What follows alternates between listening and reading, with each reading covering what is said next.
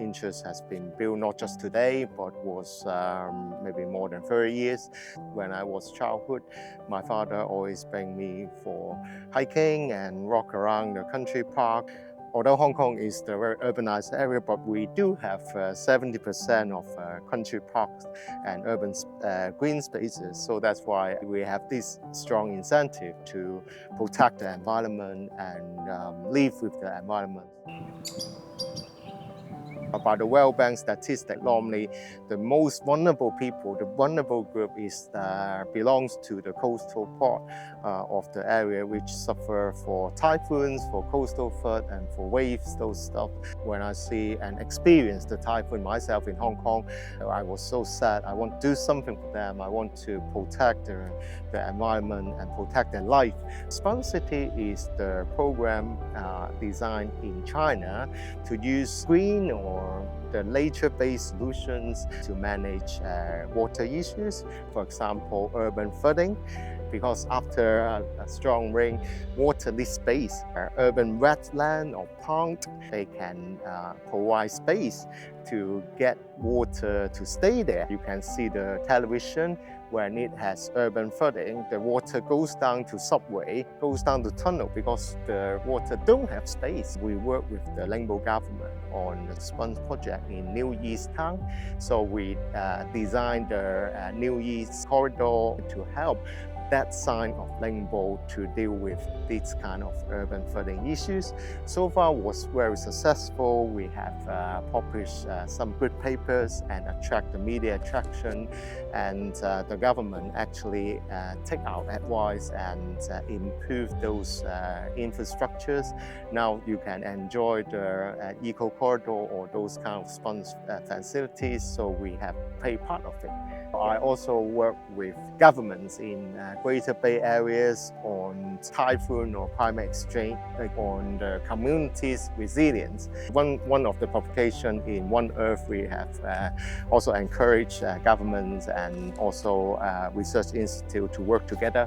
We have developed very sophisticated and very advanced modeling system already, but the issue is how to transform to public. So Typhoon Ainfa in 2001. Our study find out actually has been very successful for Ningbo government to prevent those typhoon reduction or losses, because the Ningbo government also learned how to use technologies to protect people's life. The second part of the research, I also focus on the sustainable food management. So in China, our food system needs to provide for 1.4 billion people, which is not a joking. But in recent years, as we understand the high temperature or the extreme weather really affect food production, should we invest or should we look after the agricultural practice or agricultural production for Northeast and North China and also Mongolia? Those kind of areas supports us a lot of food, including the vegetations, including major crops, and including our milk as well, the dairy products.